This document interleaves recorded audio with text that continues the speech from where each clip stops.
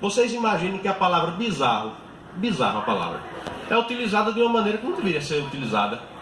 Bizarro na literalidade é uma coisa bonita, é uma coisa grande, usando erroneamente porque outras palavras têm sido colocadas. Por exemplo, em vez de usarmos bizarro para dizer que uma coisa é bonita, agora a gente usa top.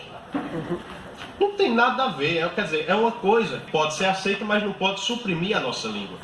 Aí me chamaram de ser contra o estrangeirismo. Olha, me respeito. Porque, reparem, o que seria da nossa forma, eu estou no ambiente acadêmico, eu posso dizer isso, o que seria da nossa formação se não fosse influência estrangeira? Por exemplo, o que seria da minha formação intelectual se não fosse a interferência dos britânicos Locke e Thomas Hobbes? Nada. O que seria da nossa formação econômica se não fosse ver o paralelo entre o alemão Marx e Adam Smith? O que seria da minha formação poética se não fosse o espanhol Miguel de Cervantes ou o português Luís de Camões? Agora, daí até querer que a gente goste de Shakira. Eu fui convidado, isso é uma coisa preocupante, eu fui convidado a participar de uma palestra em Patos, em maio deste ano. Fui para Santa Luzia, que é a minha cidade natal, e eu fui convidado lá, e estava lá no Colégio Cristo Rei, mais ou menos uns 700 alunos, todos de ensino médio. E uma coisa preocupante, porque eu ia dizer a eles o seguinte, no auge daquele cantor, se alguém gostar me perdoe, de Pablo Vittar. E eu ia dizer o seguinte, que Pablo Vittar representa a conquista de minorias pormenorizadas no meio midiático brasileiro. Tudo bem? Tudo bem. Mas eu ia dizer, depois disso, que eu não gosto da música dele porque eu acho ele desafinado. Aí eu comecei a dizer para aquela turma de jovens, olha minha gente, é porque Pablo Vittar representa a nossa conquista. Tarará. Quando eu terminei de dizer, a turma começou a aplaudir, a palma comeu no meio do mundo. Aí eu me acovardei, Erlei. Eu não tive coragem de continuar não, porque senão eu ia sair espancado de lá. E ia. Quer dizer, não é uma coisa que diz respeito à nossa liberdade de expressão. Se torna ridículo não gostar do que todo mundo gosta. E o que todo mundo gosta não é cultura popular, o que todo mundo gosta é cultura de massa. E aí é que surge esse paralelo, o que é cultura de massa e o que é cultura popular. Estava eu conversando com meu colega de turma, Henrique, sobre um escritor canadense chamado Marshall McLuhan. E McLuhan, ele dizia, em 1980, que o livro estava se tornando obsoleto e que a televisão era o meio de comunicação mais palpável às novas famílias da modernidade. O estranho é que, em vez dele defender essa tese num programa de televisão, ele escreveu um livro. É uma falta de consciência de certas instituições acadêmicas, intelectuais, na formação do conhecimento alheio. Não existe essa fundamentação. McLuhan morreu, mas o livro continua. Então a gente tem que assumir esse papel. E eu, sendo poeta, a língua portuguesa sendo a minha ferramenta de trabalho, igual a todos vocês que assim a terão, como juristas, nós temos de prezar pela preservação da nossa língua. Eu escrevi alguns cordéis, e nesse meio tempo de escritas de cordel e livro, e exposição, aquilo, eu comecei a escrever a tal da poesia jurídica, porque eu acredito que, assim como o Ronaldo Cunha Lima plantou a semente da poesia jurídica no ordenamento cultural, é uma coisa palpável para atingir meios sociais em que a poesia até então não era debatida, como aqui. Muito provavelmente os cantadores populares que estão no sertão nordestino jamais terão a oportunidade de estar no meio social como este, porque a cultura popular está sendo elitizada. Vocês imaginem que um programa cultural como o Sala de Reboco, por exemplo, se você for olhar quem está lá, dificilmente vai achar gente do povo, vai achar gente de mais conhecimento, porque aquela preservação está sendo feita por eles. Gente do povo está cedendo à cultura de massa. Não que isso seja ruim, mas também não é bom. E dentro desse sentido, eu coloquei no livro que eu escrevi, chamado O Império das Palavras, duas décimas populares, em que eu fazia um paradoxo entre eu e alguém que eu provavelmente amava, e eu intitulei isso Ao Direito de Amar. E eu coloquei o seguinte: vou buscar meu direito natural para que eu ame e você me retribua. os recursos que eu fiz na norma tua, vireis réu sem razão inicial. Vou parlar vorazmente em tribunal, suplicar um direito decretado, pois nos livros do peito apaixonado, cada página é lei jurisprudente, sancionando uma lei daqui pra frente, vai ser preso poeta mal amado. Para findar nobremente a petição, vou pedir o valor aqui incluso. Todo peito que não for posto em uso vai sofrer numa dura reclusão.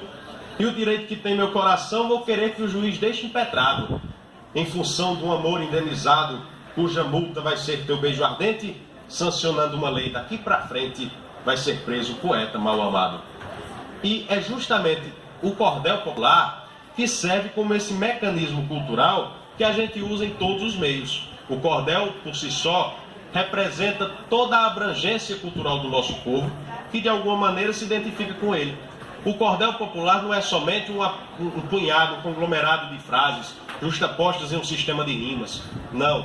O cordel popular é a junção de todo o nosso povo, através da sua identidade mais legítima, colocada numa manifestação cultural que transpassa os séculos. Imagine, o cordel popular teve a sua invenção com Luís de Camões, nos Lusíadas.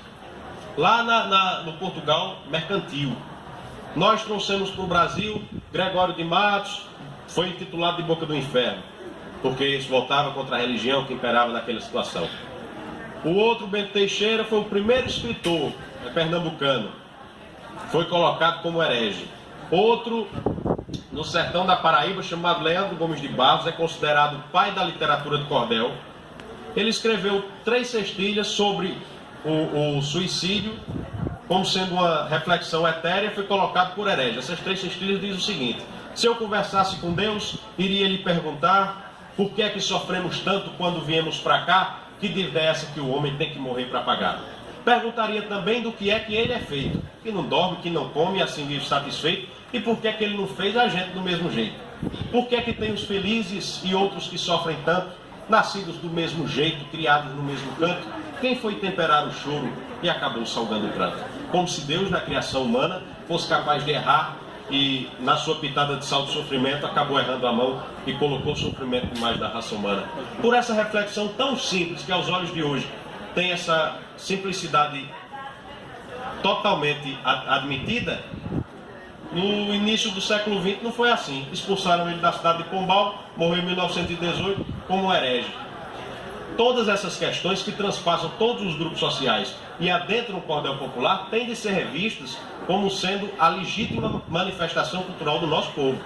O povo nordestino, ele é diferenciado, é um povo sagaz, é um povo perspicaz, e é justamente essa perspicácia que alguns de nós não temos. Repare, no caso de Pablo Vittar lá, eu não tive a perspicácia de arranjar uma saída palpável. Não tive essa perspicácia, mas certos nordestinos têm.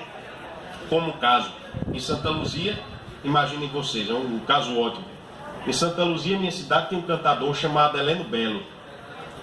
E Heleno Belo estava cantando na frente de uma plateia, como vocês, e na primeira fila da plateia tinha um sujeito que era uma autoridade lá do município, Sócrates, como esse rapaz. E o sujeito estava sentado na primeira fila da plateia. E o sujeito, ele é valente, desses coronel bravo, estava sentado numa cadeirinha pequena e com um revólver trabuco desse tamanho na cintura. E Heleno Belo tinha fama de ser mole, de ser frouxo. E naquela situação, toda vez que Joventino, o nome do rapaz, Joventino Feitosa, toda vez que Joventino ia ajeitar o revólver na cintura, Heleno Belo começava a cantar mais nervoso. Tinha mais medo. E por trás da plateia, uma alma cebosa, como a gente chama no sertão, por detrás da plateia, lá no final, longe das vistas de Joventino, estava um papudo chamado Pedro Babão.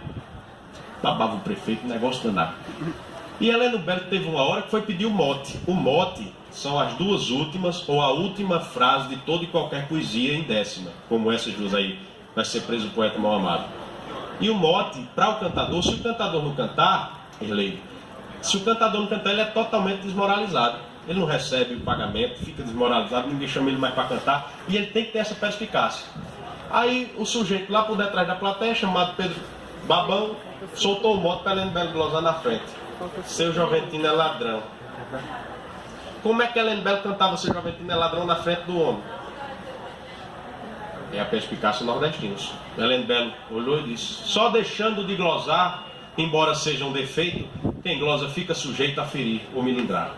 Agora eu vou me arriscar atacando a um cidadão que com calma e educação podia ser meu amigo. Pedro diz, mas eu não digo se eu já meti nela não. É a inteligência, essa saída que tem. E essa perspicácia pode sim ser misturada com o ramo jurídico na poesia jurídica, como Ronaldo Cunha Lima fez, como nós gostamos de fazer.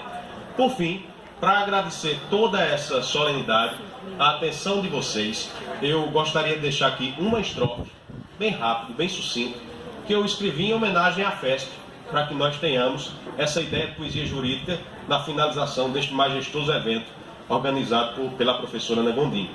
Quando a luz da justiça e do direito fulgurou num brilhante firmamento, era a FESP voraz em seu rebento que inaugura este centro tão perfeito. E na pluma do verso onde eu me deito, mostro a todos que agora estou feliz, pois sabendo que dentro do país pode haver outro igual, mas não melhor, a verdade eu lhes digo e sei de cor, desta escola fundada por Luiz. Muito obrigado.